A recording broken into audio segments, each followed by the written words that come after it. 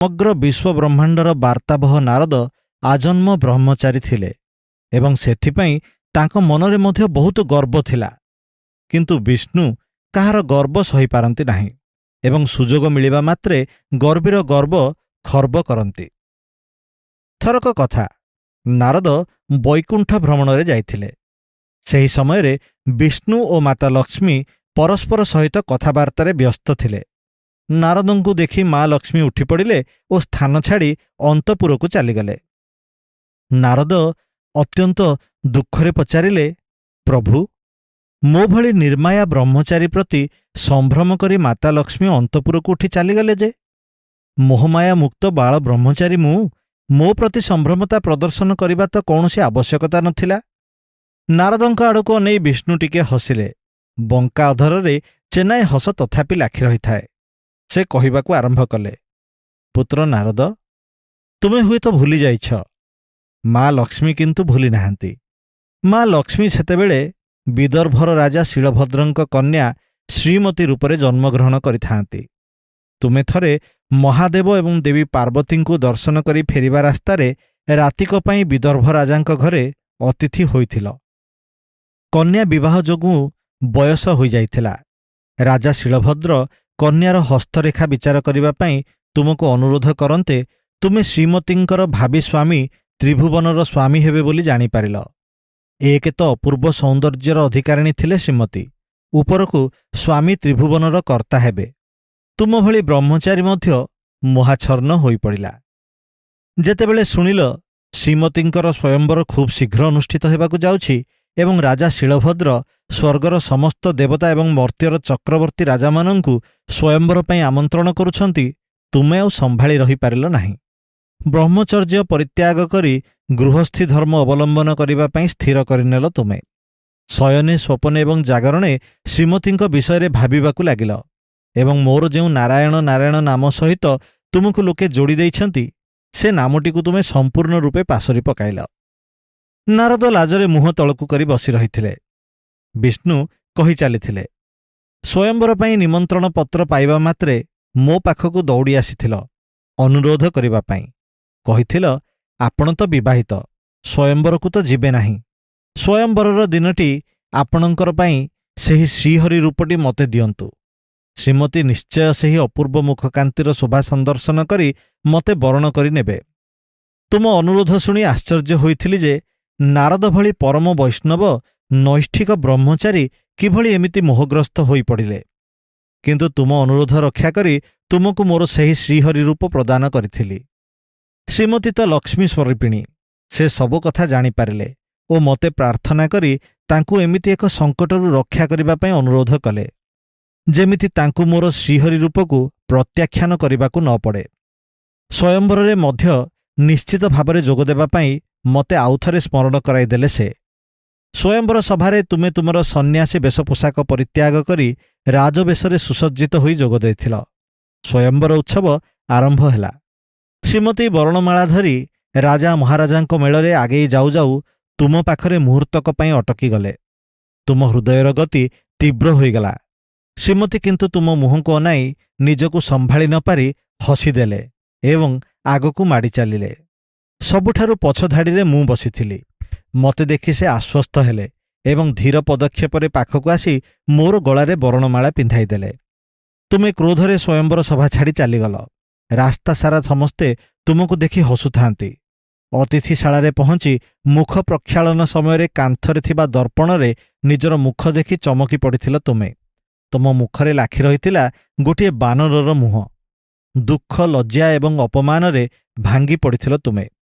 ତୁମକୁ ରାଜପ୍ରସାଦକୁ ଡକାଇ ଶ୍ରୀମତୀ ଆଉ କେହି ନୁହନ୍ତି, ସେ ତୁମର ମା ଲକ୍ଷ୍ମୀ ଏବଂ ସେ କିପରି ବା ତୁମକୁ ବିବାହ କରିପାରିଥାନ୍ତେ ବୋଲି ବୁଝାଇ କହିଲି। ସେଥିପାଇଁ ତମ ମୁହଁରେ ବାନର ମୁଖଟିଏ ଲଗାଇ ଲକ୍ଷ୍ମୀ ମାଙ୍କର ସନ୍ଦେହ ଦୂର କରିବାକୁ ପଡ଼ିଥିଲା। ତୁମେ ପ୍ରକୃତିସ୍ଥ ହୋଇ ନିଜର ଅକ୍ଷମଣୀୟ ଅପରାଧ ପାଇଁ କ୍ଷମା ଯାଚନା କରିଥିଲ ଏବଂ ଭବିଷ୍ୟତରେ କେବେ ମୋହଗ୍ରସ୍ତ ହେବ ନାହିଁ ବୋଲି ମଧ୍ୟ ପ୍ରତିଜ୍ଞା କରିଥିଲ। ଏଥର ନାରଦ ମୁଣ୍ଡ ଉଠାଇ ବିଷ୍ଣୁଙ୍କ ସହିତ ଦୃଷ୍ଟି ମିଳାଇ ସେ ଥରର ତାଙ୍କର କାର୍ଯ୍ୟ ପାଇଁ ଦୁଃଖ ପ୍ରକାଶ କଲେ ଏବଂ ଭବିଷ୍ୟତରେ ମାୟାମୋହର ବନ୍ଧନରେ ଆଉ କେବେ ହେଲେ ଆଚ୍ଛନ୍ନ ହେବେ ନାହିଁ ବୋଲି ଦମ୍ଭୋକ୍ତି କଲେ। ସେଥିପାଇଁ ସେ ବହୁତ ପରିଶ୍ରମ କରିଛନ୍ତି ଏବଂ କଠିନ ତପଶ୍ଚର୍ଯ୍ୟା ଦ୍ୱାରା ନିଜ ଇନ୍ଦ୍ରିୟମାନଙ୍କ ଉପରେ ସମ୍ପୂର୍ଣ୍ଣ ନିୟନ୍ତ୍ରଣ ହାସଲ କରିଛନ୍ତି। ବିଷ୍ଣୁ ଅଛି ପୁତ୍ର, ସମୟ ଆସିଲେ ସବୁ କଥା ପରୀକ୍ଷା କରି ଦେଖିନେବା। ପରକ୍ଷଣରେ ନାରଦ ଶୁଣିପାରିବା ଭଳି ଉଚ୍ଚସ୍ୱରରେ କହିଲେ, ବତ୍ସ ନାରଦ, ଏଥର ବୁଝିପାରିଲ ତ ମହାଲକ୍ଷ୍ମୀ ତୁମକୁ ଦେଖି କାହିଁକି ଅନ୍ତପୁରକୁ ଚାଲିଗଲେ? ତୁମେ ପରା ତାଙ୍କୁ ଦିନେ ନିଜର ଅର୍ଦ୍ଧାଙ୍ଗିନୀ ହିସାବରେ ପାଇବା ପାଇଁ ଚାହିଁଥିଲ, ଆଉ ତାଙ୍କୁ ନେଇ ନିର୍ଜନରେ କେମିତି ରୋମାଞ୍ଚିତ ହୋଇଥିବ ସେ କଥା ସବୁ ଭାବି ଲକ୍ଷ୍ମୀ ତୁମ ସହିତ ଆଉ ଆଗ ଭଳି ସ୍ୱଚ୍ଛନ୍ଦ ହୋଇପାରୁନାହାନ୍ତି। ନାରଦ ବହୁତ କାକୁସ୍ଥ ହୋଇ ନିଜର କୁକର୍ମ ପାଇଁ ମା ଲକ୍ଷ୍ମୀଙ୍କ ଉଦ୍ଦେଶ୍ୟରେ ଆଉଥରେ ପ୍ରଣିପାତ କରି ବୈକୁଣ୍ଠ ଭବନରୁ ମେଳାଳି ନେବାକୁ ବସିଲେ। ବିଷ୍ଣୁ ତାଙ୍କୁ ଅଟକାଇ ଦେଲେ ଏବଂ ମା ଲକ୍ଷ୍ମୀ ତାଙ୍କ ପାଇଁ ଯେଉଁ ଜଳଯୋଗର ବ୍ୟବସ୍ଥା କରିଛନ୍ତି ତାର ସଦୁପଯୋଗ କରିବା ପରେ ବିଦାୟ ନେବା ପାଇଁ ଉପଦେଶ ଦେଲେ। ଏହି ସମୟରେ ଗରୁଡ଼ ଆସି ପହଞ୍ଚିଲା ଏବଂ ବିଷ୍ଣୁଙ୍କର ସେ ଦିନର ଭ୍ରମଣ ସୂଚୀ ବିଷୟରେ ଜିଜ୍ଞାସା କଲା।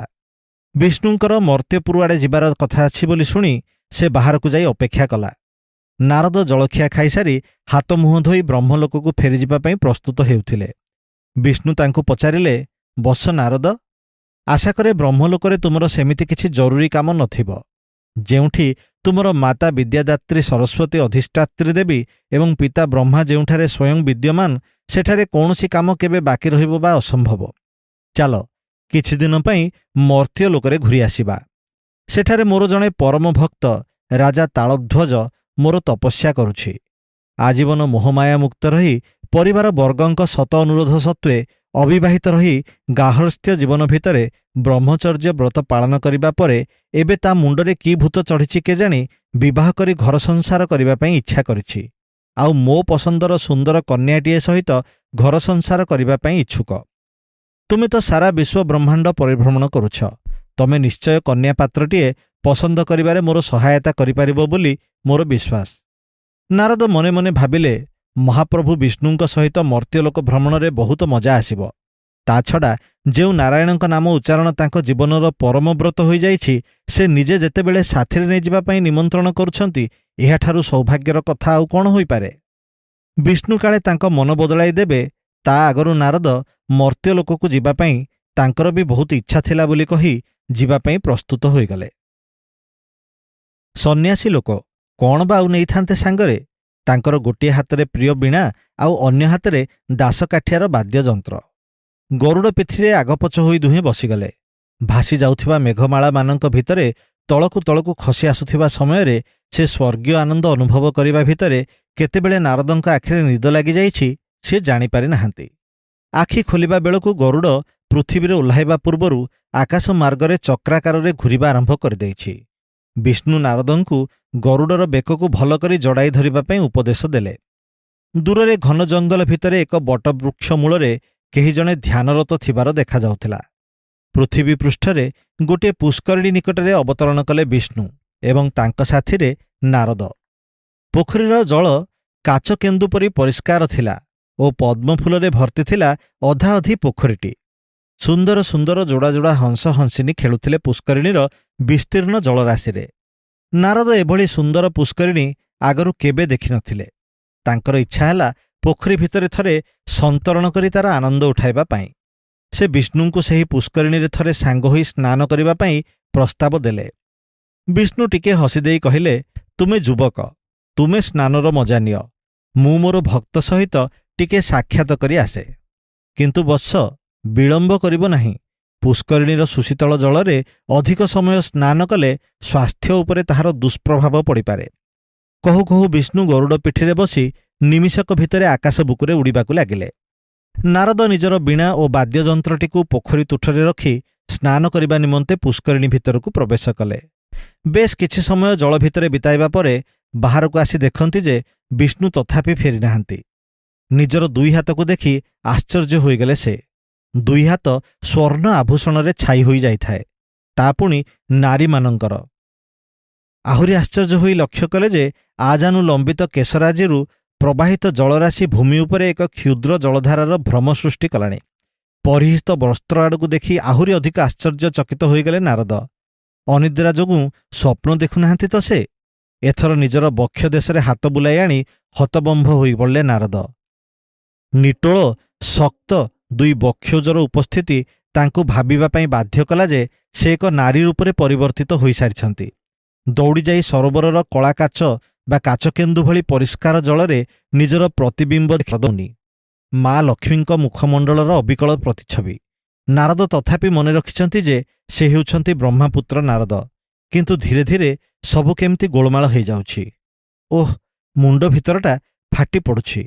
ହଠାତ୍ ଭୀଷଣ ନିଦ ମାଡ଼ି ଆସୁଛି। କିଛି ସମୟ ପରେ ନିଦରୁ ଉଠିଲା ବେଳକୁ କିଛି ମନେ ପଡ଼ୁନାହିଁ ନାରଦଙ୍କର।